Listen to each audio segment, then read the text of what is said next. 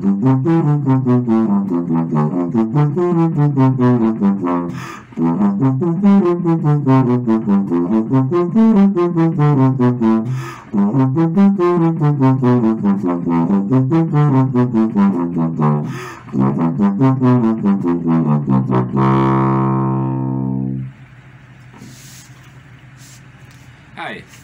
I'm Dela Peret from the Philippines.